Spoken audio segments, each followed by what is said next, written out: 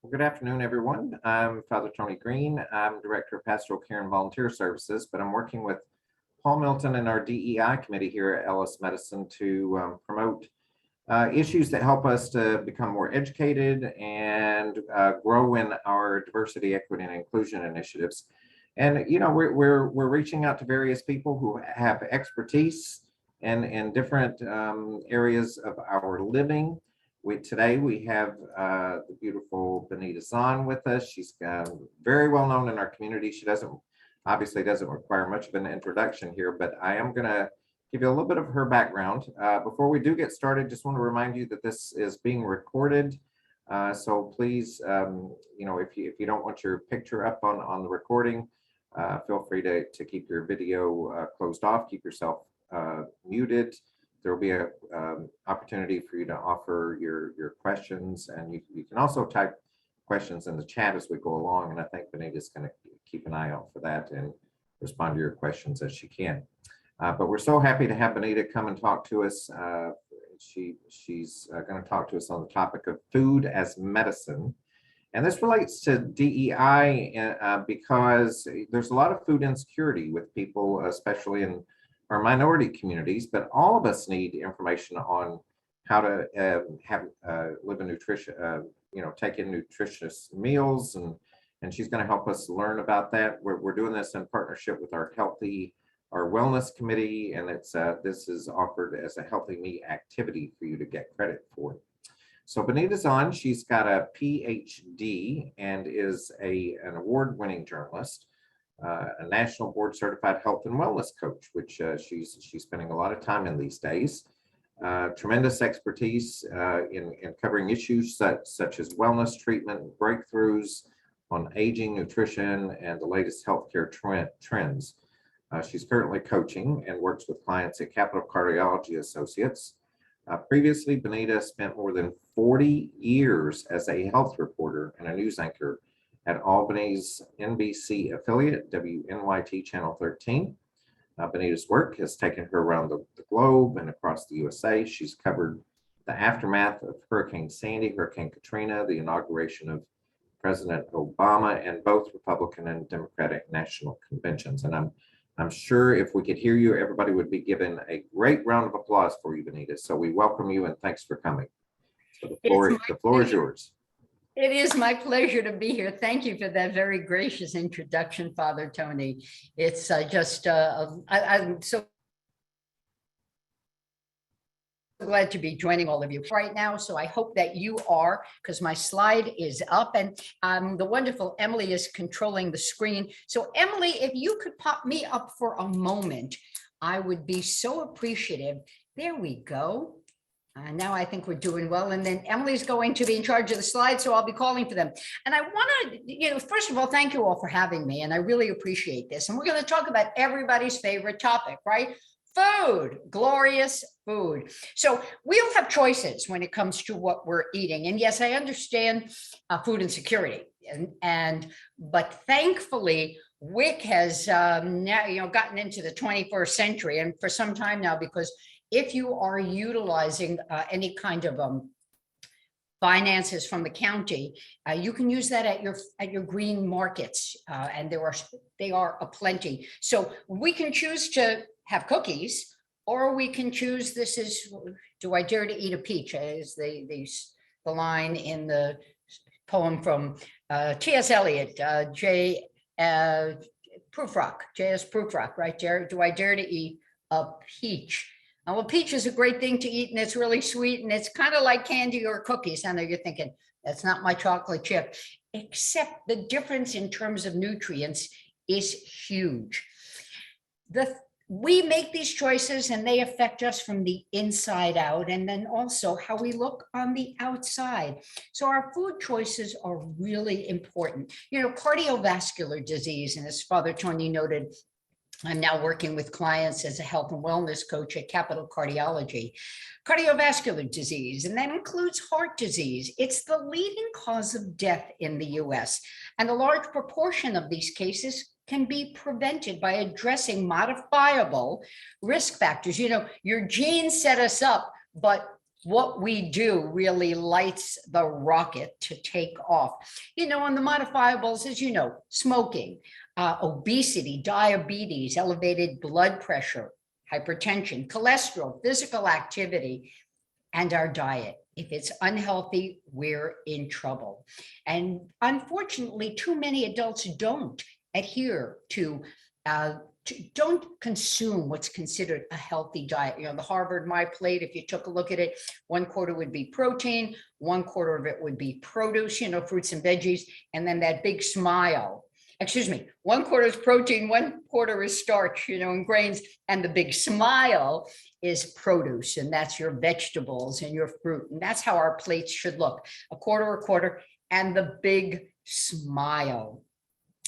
Way back in ancient Greece, the celebrated physician Hippocrates is quoted, some say it was misquoted, but we're going to say it was the right quote, as saying, "Let food be your medicine and medicine be your food."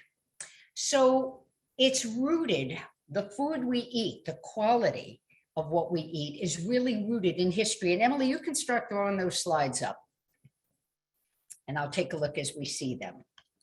And there we go. This is always, there's Hippocrates. And we can go to the next slide because now we're going to talk about water. That's the number one thing. And you'll see after, I've got a glass of water with me. It really is the elixir of life. Did you know that we're over 60% water and our blood is 90% water? And we've really got to keep hydrated, especially in the heat that we have been experiencing. So start your day. You're going to break your fast. That's what break fast is. Start it with water. And I know some of you say, "Oh, I can barely eat down that water." Start with 1/4 cup. That's just a few mouthfuls. Get started. And I will explain why water is so important. There are some figures, what's enough water? Well, as you can see, the National Academies of Sciences, Engineering, and Medicine recommends that women have between 64 and 74 ounces of water a day. And that's fluid also, because you have a cup of coffee. Maybe you're going to have some juice, even though that brings calories. Iced tea, I'm a big fan. I always keep a pitcher in my fridge and I'll mix it with a caffeine tea bag and non-caffeinated.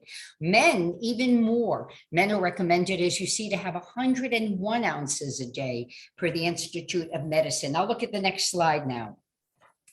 Emily, thank you. And this is why it's so important. So, if you're a little creaky, well, drink up because it lubricates our joints and it supports our muscles. You want to look gorgeous? Well, drink up because it boosts our skin health. I know everybody's buying, you try to buy a fancy cream. It's got to come from the inside out. Being hydrated affects our mood. If we are not hydrated, it's kind of like that hangry when you're hungry kind of feeling. And now how important it regulates our body temperature. It also helps our bodies get rid of the toxins of everyday living. And it helps to maintain our blood pressure. Our next slide, Emily, please. Thank you. And I'm going to pause for a second here. You wonder, how does it help with blood pressure? And you see, of course, it helps with weight loss, because sometimes when we think we're hungry, we're really dehydrated, and our airways need hydration, especially important for people who have asthma.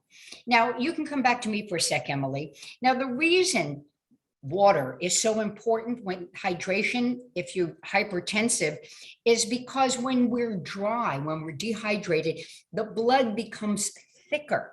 It's more viscous due to the reduced water content in our blood. So the body's got to work harder against our arteries and veins to get that blood pumping. And when we're dehydrated, our kidneys release something called renin, and that results in sodium and water retention in our bodies to correct the low fluid volume. Again, that's going to pump up the pressure. And also when we're dehydrated, it causes the release of a hormone, a vasopressin hormone in the brain. And that causes our blood vessels to narrow. Again, sodium retention in the body.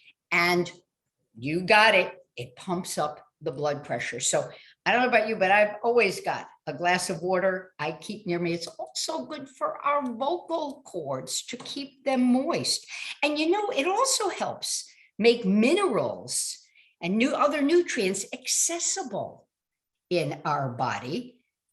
Being hydrated can help to prevent kidney stones. I've got a friend who's just gone through that, and I know he wouldn't wish that on anybody. It's been difficult. And by the way, if you have recently started or you're continuing with an exercise program, well, being hydrated helps there too, because dry muscles are tired muscles.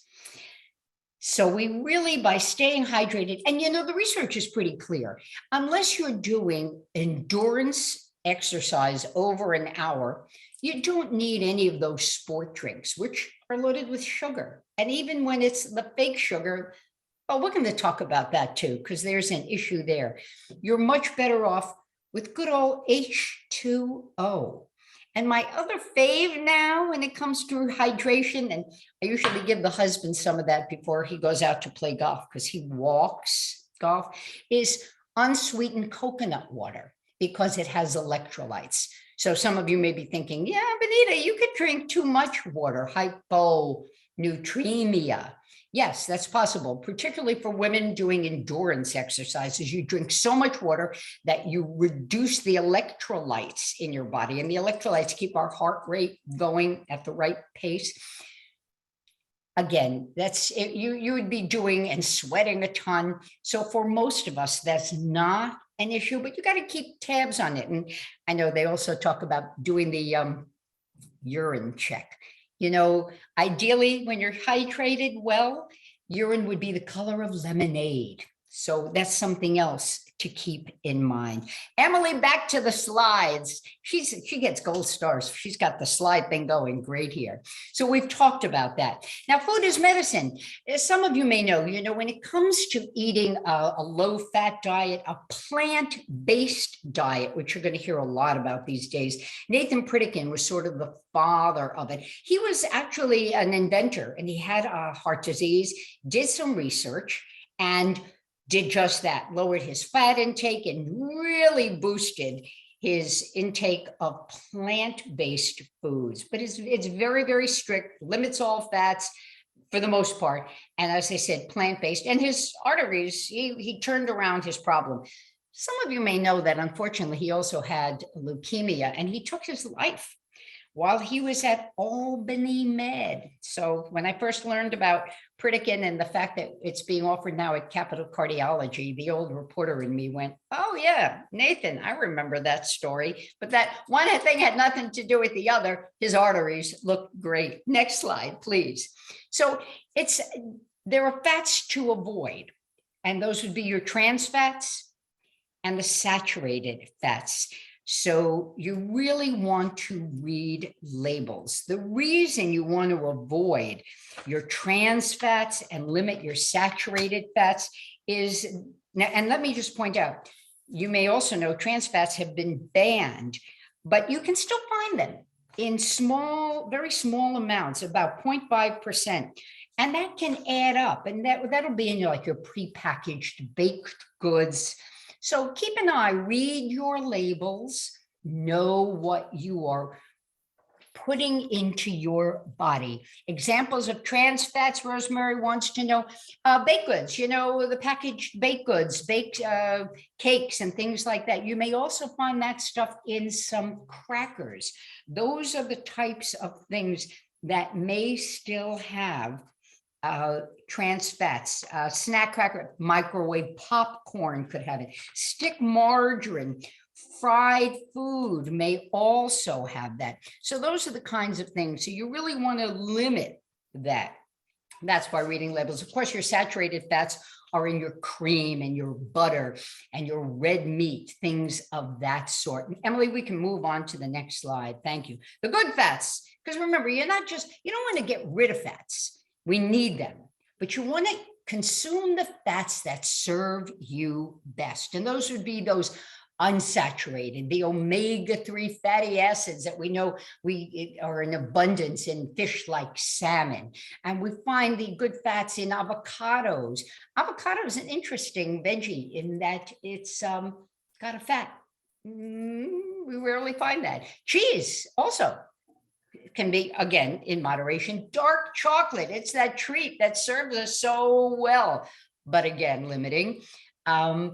And then we'll find the whole eggs, fatty fish, chia seeds, extra virgin olive oil, of course, nuts. If you're not allergic, nuts are great food. 1 ounce, 1/4 of a cup, measure it. And then I have a client who looked at me one day when I pulled that out and said, that's not a snack. I went, well, if you eat it one at a time, 1 nut at a time, you've got about 24 servings of snack there. So I think that's a pretty good deal. We can go to the next slide, Emily. Thank you. Now, the experts say to limit your fat to 10% of your daily calories. And it's simple math, 2,000 calories a day, 200 calories from fat. And we can move on. Sugar, the zoom and boom. What do I mean by that? Well, how many times have you felt a little logy and it's like that, the commercial, and you take a Snickers bar and wow, now you feel great. Well, it cranks up your sugar so you feel energetic. But when we eat these simple, refined sugars like that, boom, then we crash. It's zoom and boom, and you set up. Emily, you can come back to me for a sec. So what happens is we begin to set up a pattern of, yeah, I got all this energy. Woo, what happened to my energy? So I have to eat more sugar. Yeah, I had more energy. Boom, I have less energy. That's the zoom and boom when we eat these refined, highly refined, the candies, things like that, cookies. There's no fiber in there. There's nothing to fill us up. There's nothing that really feeds, if you will, our bodies and our health. It's also interesting. I mentioned earlier about the sport drinks. Sugar begets sugar. So we've got, I'll call it a sweet spot in our brains. When we eat something sweet, it gets turned on. And the more we eat, the more we want. It's sort of like the Cookie Monster, sugar, sugar, sugar, sugar. Research also finds that the fake sugars do the same thing. They turn on the sweet spot in our brain. And there's been a lot of research, and I understand, if you have diabetes, it's your medicine. You can't have, you're really watching the sugars that you're putting in. But research finds that people who were consuming diet sodas did not lose weight, relying on that stuff rather than on whole food did not serve them well. Emily, let's take a look at the next slide, because I think my numbers are up on there in terms of how much sugar. There we go. So we should be limiting sugar to 10% of our calories. And for women, that's a maximum of 5 teaspoons of added sugar a day, men 9. And you think to yourself, well, come on, Benita, I'm not having that much sugar. But when you start looking and reading labels on food, so I've got a package in my hands now, if we want to come here, of Second Nature Wholesome Medley, a good source of antioxidant, vitamin E. Emily, let's take a look over here. You can look at the package here. Okay, this is a package of a snack, right? It says all those good things: no artificial colors, flavors, or preservatives, non-GMO. All right, all this good stuff. But then when you take a look at the label, total sugars is 10 grams. Includes 7 grams of added sugar. That's 14% of the daily intake we should be having if you're consuming 2,000 calories a day. Yeah, it's all this wholesome stuff, but it's also got, and what sets this one apart? Well, there's chocolate in here, there's nuts in here. Yep, I'm going to get into that in one sec, Father. So you got to take a look, and it starts adding up through the day. I'm not saying never. I'm just saying you have to keep a sense of how much through the day. We can go back to the slide, Emily. Thank you. Increased alcohol in the medical community. Alcohol turns to sugar, right? It surely does, Father Tony. And, you know, with all the alcohol consumption we saw during COVID with a lot of folks who were home. And Emily, we'll go to the next slide. Thanks so very much. We also heard about a lot of people putting on weight. And there you go, because all this sugar can cause weight gain. It can increase your risk of heart disease and your risk of type 2 diabetes. It may also increase your cancer risk. And I want to pause there for a second because that's also tied to alcohol consumption. There's an increasing body of research looking at consuming even one drink a day of an alcoholic beverage may begin to raise the risk of certain cancers. Is it the alcohol or is it the sugar? They're still teasing that out. And it may also increase the risk of depression, which you see, hip bone, thigh bone. If you have diabetes, you are at an increased risk of depression. If you have heart disease, you're at an increased risk of depression. And sugar, as it turns out, like alcohol, there we go, can actually be a depressant. So we'll move on to the next slide. It also, sugar, triggers an inflammatory response. And what that means is I guess to make in a simple sense, as I said, oxidation, that's actually rusting out of our body. And inflammation is linked to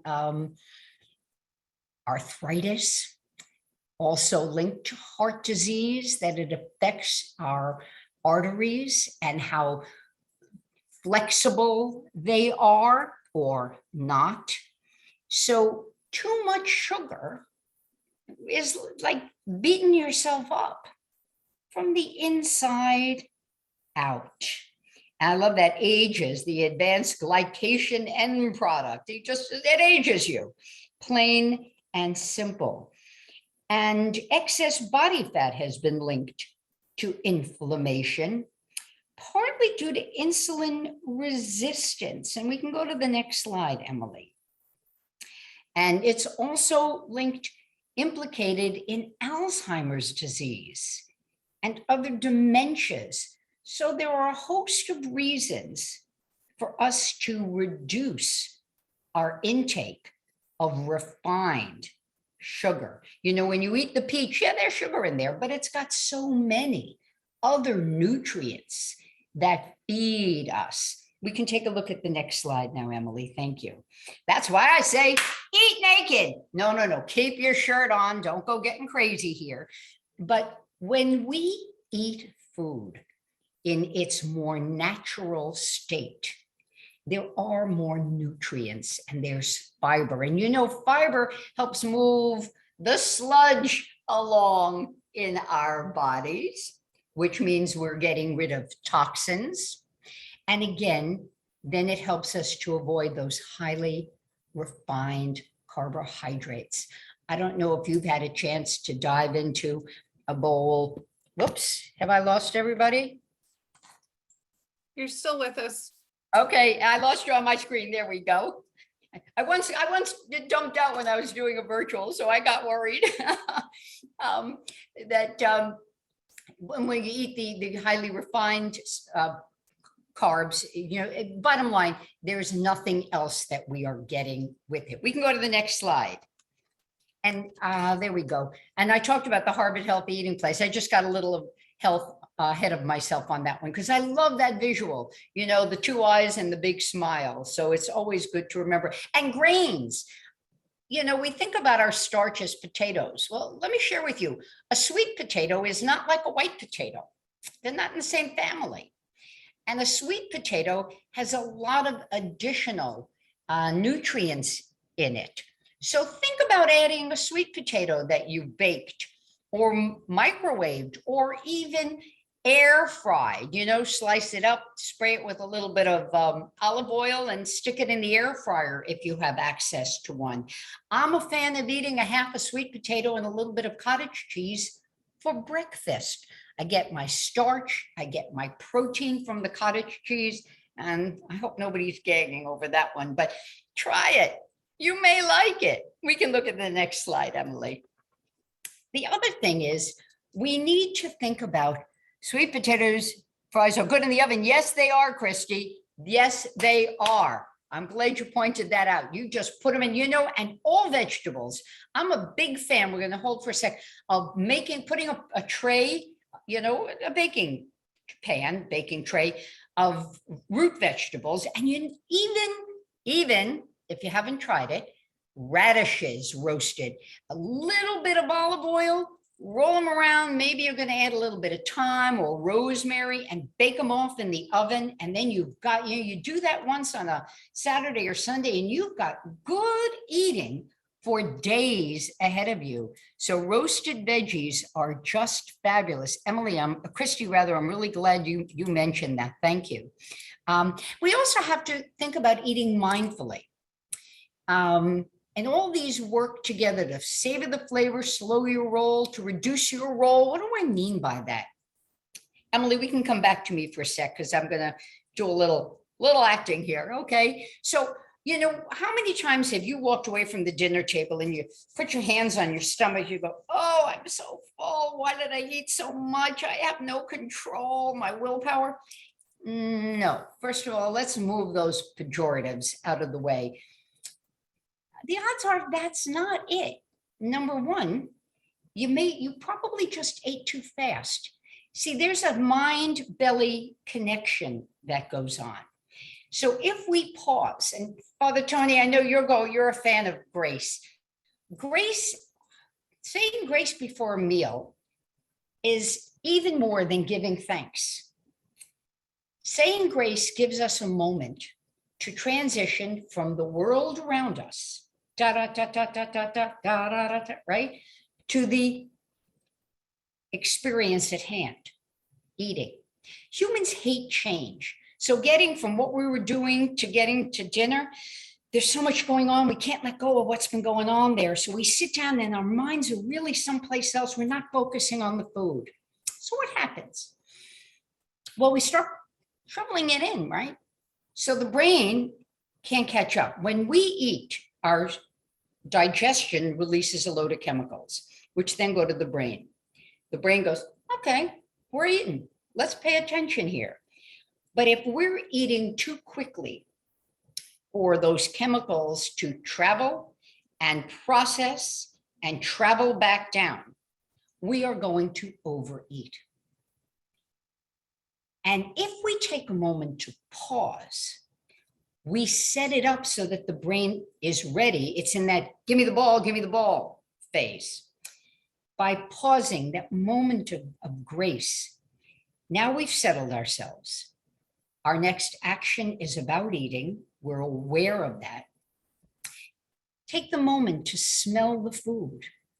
When you smell the food, it begins, thank you, Father, it triggers our saliva, which, by the way, staying hydrated helps with saliva production so that we can then begin to process and break down our food. So the body works, the stomach's got to work harder if we haven't really processed it well. So that moment of grace.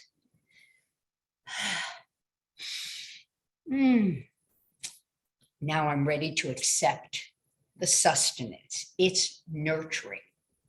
Enjoy each mouthful.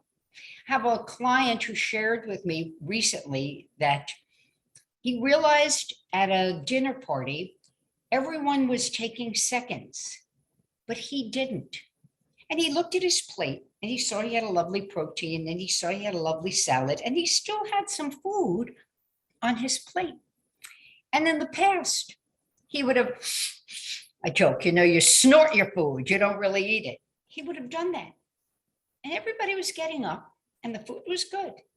He looked at his plate and he went, I still have food and I'm really enjoying this meal. I don't need more. I'm in the moment of enjoying what I have. And he's down about 20 pounds since we started working back in the end of April, a pound a week if you're looking to lose weight. But what's more important in his case is he is savoring the food. It is serving him well. He's making choices to drink more. So what he used to think was hunger, now he realizes was thirst. And he feels better all the way around. So something that simple can make a difference. We can look at the next slide. There we go. And it takes a moment and we get them right. There we go. It's coming right up. Yes, no, did I have a blank one in there, Emily? It's possible. I thought I checked them all, but you never know. I actually don't have any more slides for you. I'm done. I don't hope the whole thing came through, but it really doesn't matter because now I can talk about something else and I'm not so bad, right? I hope not. We talk about the refined sugars. You probably heard a lot about fructose. It's not like glucose. Fructose, unlike glucose, is not produced by the body. So very few cells will utilize the fructose. One of them, the cells that do metabolize fructose is in the liver, and it turns it into fat. So that's why we want to be careful about consuming the high fructose, and you see that also on your, no high fructose sugar. It's not a natural sugar, and it's not something that our body uses well. And again, to the question of trans fats, it's also found in processed foods and drinks. It's considered a high inflammatory sugar. So natural sugars, what are we looking at? Well, the natural sugars have a lower glycemic index, which means we don't get zoom and boom. Our bodies, because the natural sugars, like in the peach, have other nutrients and fiber, it slows the absorption of the natural sugars. So we get a steady absorption of sugar to service our body rather than the refined zoom, boom. We don't get that. That doesn't go on in our bodies. So it's a healthier way of keeping us. Oops, I thought that was a slide. Let's get rid of that. It's a healthier way for us to get our added sugar. Animal studies also find that a high sugar diet affects a brain chemical, and that's just to clarify the dementia risk. It's not only about inflammation, but it may also affect the connections between our brain cells, those synapses. So if you want to keep the brain working in a good fashion, we're going to stick with the natural sugars rather than the processed sugars. And I know a lot of us go, oh, it's just age. I don't remember. I walk into a room and why did I walk in? Well, some of it may be age, but dementia, losing memory, does not have to be a byproduct of additional years. It may, though, be a byproduct of what we're consuming. And Richard wants to know, does honey qualify as a natural sugar, or are there other risks associated? Honey is a natural sugar. It's like, because many honeys, there's, if you're eating local honey, you've got local micronutrients in it. Melaleuca honey has other properties in it, but be aware, sugar is sugar.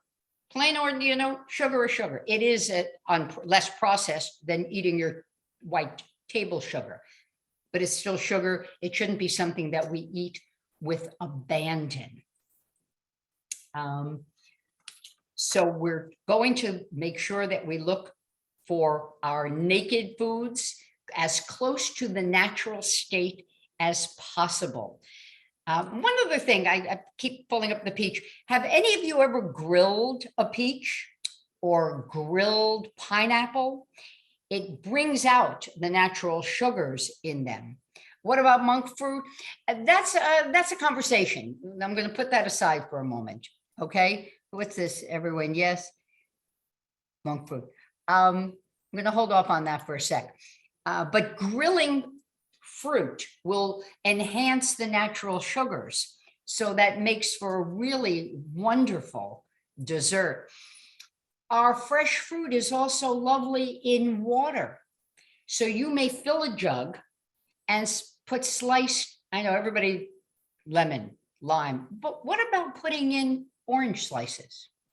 How about strawberries? These are all ways to enhance the flavor of water as you use water to replace other beverages, sugary sodas that you may have been consuming. So we don't feel like we are denying ourselves, but rather we feel like we are having a treat with something really healthy. I want to also be clear that when you pull out fat, don't simply replace it with a refined carbohydrate, which is what we saw happen 10, 15 years ago when the whole move to low fat became popularized. We did not see weight go down. We didn't see obesity drop. In fact, it continued to spike. Some of the reasons we talked about, because these are not foods that that serve our bodies well. So if you're going to replace your fat consumption, you're going to look to replace it with the healthy fats, those nuts, the avocados, the things of that sort that will make you feel full. Because that's the other thing. Fat, first of all, is flavorful, right? And fat helps to make us feel full. So as you look to moving more to a plant-based diet, I know a lot of folks will joke and say, it's all seeds and twigs. It's never going to help me out. But that's not really the point. It's to increase your produce consumption, augmented by healthy fats. If you're looking for, and I don't believe in going on a diet that implies you're going to go off it, but if you're looking for a diet that serves you well, it would be the Mediterranean diet, because it's high in those healthy fats, relies more on produce than it does on the proteins. And we all think we need more protein than we really need to consume. So think about and explore the Mediterranean diet. I'm taking a look. Red meat versus white meat. White meat is lower in fat content than red meat. Now on Pritikin, they would tell you to limit all that stuff. And you know, to be for all transparency, I haven't eaten red meat since Christmas of '73. My choice. I don't think it serves me well. I'm the one who made her mom put it under the broiler till it looked like shoe leather. But in general, a serving of protein is this size. It's the size of your hand or the size of a deck of cards. Most people are eating 2 fistfuls or 3. So if you're looking to start making changes, take a knuckle out and get used to that. Take another knuckle out and another one, until you get to your 4 or even 5 ounces of protein. In Pritikin, and I'm not selling that, but in Pritikin, they talk about only 4 ounces of protein a day. Monk, I want you to get this right. Monk fruit is very, as you know, it's a very intense sweetener. So you use less of it. But remember, all the sweeteners, we recognize them. It depends on how you are utilizing that. If you're utilizing it to sweeten your coffee, utilizing it in baking, different. So let's see, we've got, when I hit my 40, started gaining weight, my stomach, middle-aged men, found they have to do some exercise along with wilderness food. Still difficult to manage the middle. And that is part of how our bodies do change when we age. And I'm glad, Father Tony, you brought that up. You know, the fat, let me snap my toes, the fat that we carry in our abdomen is more inflammatory than the fat that we carry over here. It's just different. I know fat's not fat. Placed here, it's more inflammatory. And you've heard about, you know, the apple-shaped people versus the pear-shaped. So if you're sitting on your excess, it's not as unhealthy as carrying it in front of you, the fat. So if you've got the basketball here, that's going to be linked much more with metabolic disease, you know, the insulin resistance, diabetes. So this is the excess that we really need to look to trim by eating more plant-based, less refined, things of that sort, more fiber. So we're full. I'm a big fan on talking about the grains, you know, and not just rice, not just, you know, brown rice, but kasha, you know, is groat, something like that. And I'm another one. Farro is another one, and they all cook up like rice does. So these are all things that are easily done, and will help to keep us full as well. I'm taking a look, Cecily. Quinoa, yes, Cecily, quinoa. And that's so easy, and it makes a wonderful, you know, cold is a wonderful salad as well. You know, when you're eating bread, and I also, there's no food that's bad. You say, well, come on, Benita. Well, let me ask you, did you ever see a Snickers bar pick up a gun and shoot somebody? No. You've seen people pick up too many Snickers bars and abuse themselves with it. Repeat the name. We're going to get onto that. Named grains. We've got farro, F-A-R-R-O. Quinoa, Q-U-I-N-O-A. Kasha, K-A-S-H-A. And there's another one that, because I'm in the midst of this, I can't think. But all those, and if you have an opportunity to go to, actually, you can find the stuff on the shelves. Let's see, somebody else. You're welcome. You're very welcome, Lisa.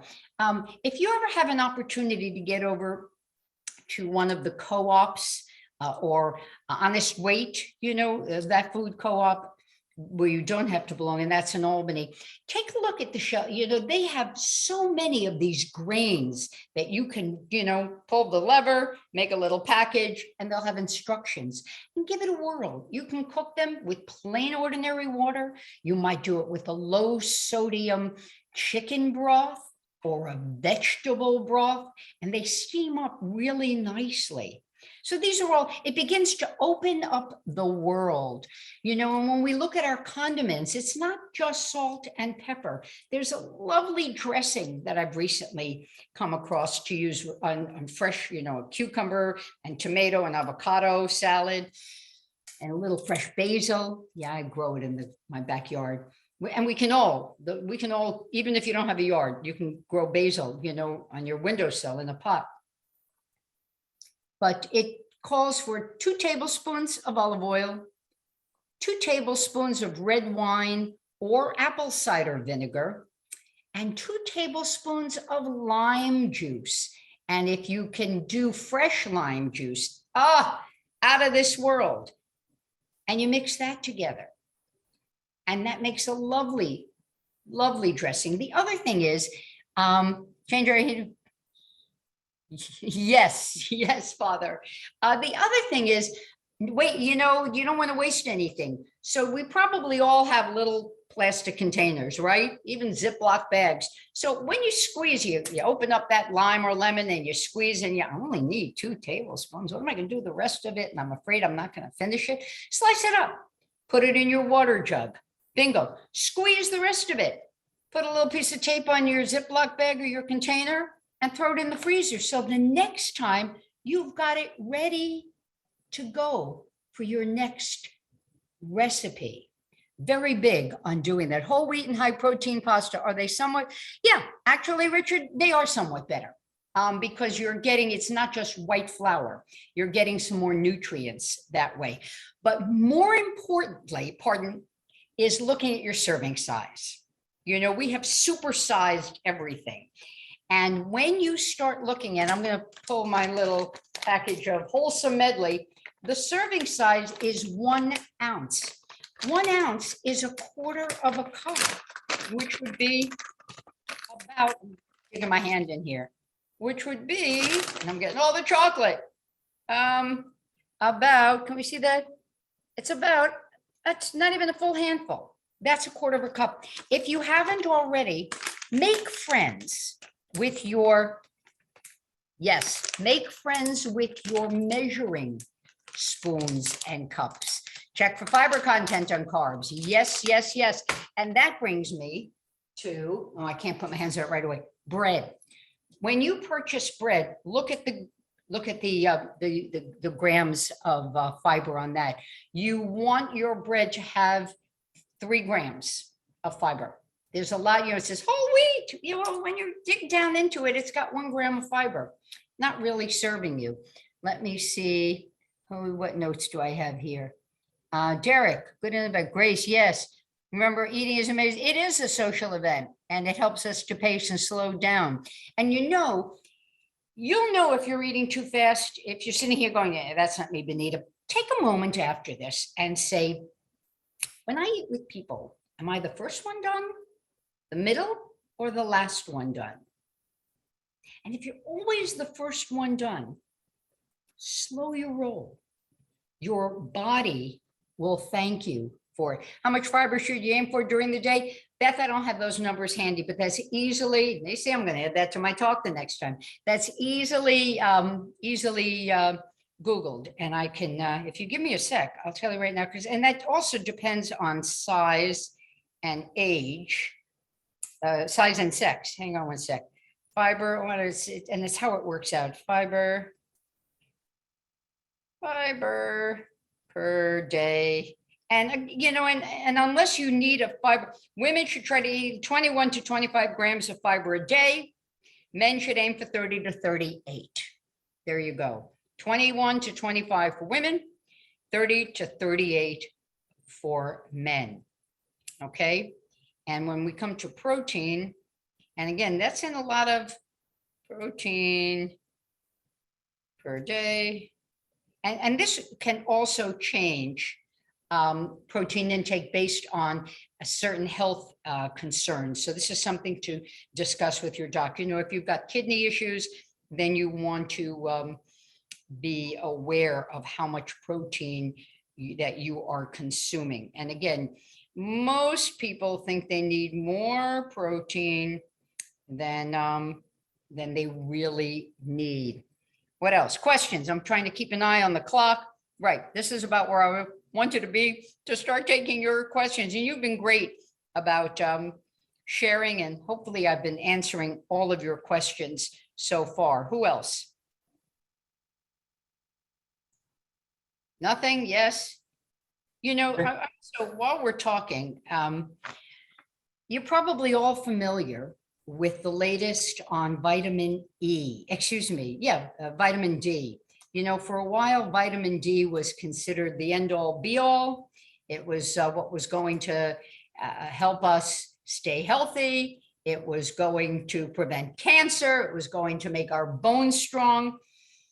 Turns out there really wasn't any great research behind it. And now they have been doing more, and they're not finding that it's doing any of the above. So this is something, and there are some doctors who are still going to say, take your vitamin D, especially in the Northeast, because we don't get exposure to sun enough for our bodies to make vitamin D. Have a conversation with your doctor about this. You know, if you women in particular over a certain age, i.e. past menopause, if your bone density has begun to drop, have a conversation with your doctor. But the real takeaway from all this for me is eating foods, and we get back to it.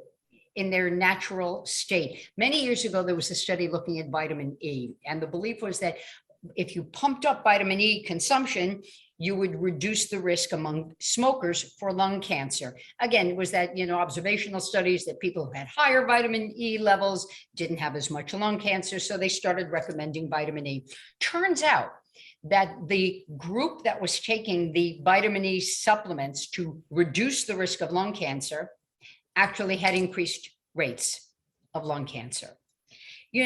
We think of everything in our lives, separate, but they're really all interconnected, which is why you really want to look at food as medicine and toto. What are we consuming all day long? Last night, I'm on vacation. The hubs and I went out for a lovely dinner last night. I had some grilled fish and grits, clean, and some veggies. And we walked during the day. We did almost 4 miles. We walked after dinner. And then we had ice cream. Now, had no liquor at dinner. Benita, you had ice cream? Yes, I had 1 scoop of something that was special, mocha chocolate. And I enjoyed every lick of it. And this morning, I had yogurt for breakfast. And for lunch, I'm going to have something with fruit. So we also have to look at our food on a continuum. Remember, there is no bad. It's just how much are we consuming? When are we consuming? The one thing, let's see, when someone starts exercise consistently, spin bike and maintains healthy diet, but doesn't see the scale and move, the muscle gain. Yes, so if you're working out and your diet is healthy, but the scale stays here, but you're feeling good. Yes, muscle weighs more than fat. To some degree, that is what's going on. But also take a look and see if you're consuming more calories because you're working out than you were before. So take a look at that. That could be part of it. And also, there's this crazy thing that goes on in our bodies. Darn. But so 2 things, weight and body physique don't move at the same time. So your pants feel better, but the darn scale doesn't move. Then the scale moves, but you're still in the same size pants.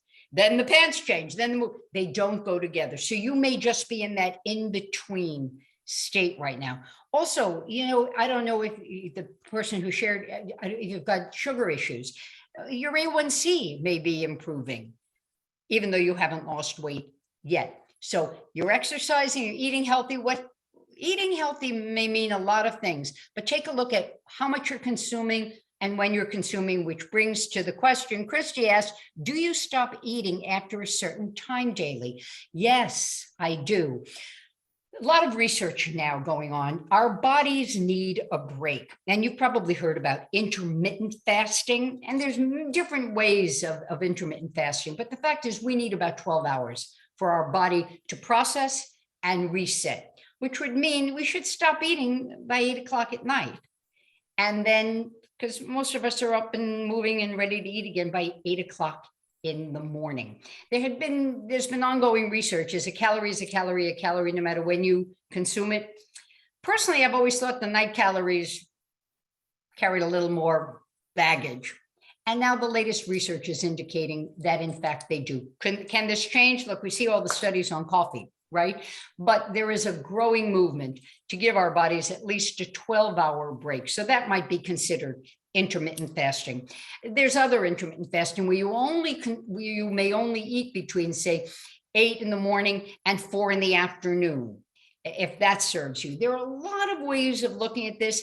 If you're interested, I would suggest you go to the internet, and Healthline is a great, and WebMD are 2 sites that I've always found very well researched.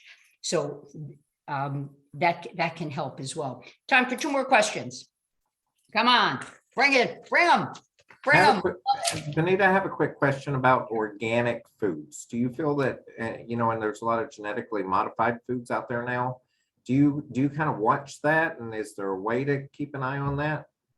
The genetically modified foods versus organic. The problem with organic is it's not, there's not always good I'm going to say guidelines, but nobody's really monitoring it.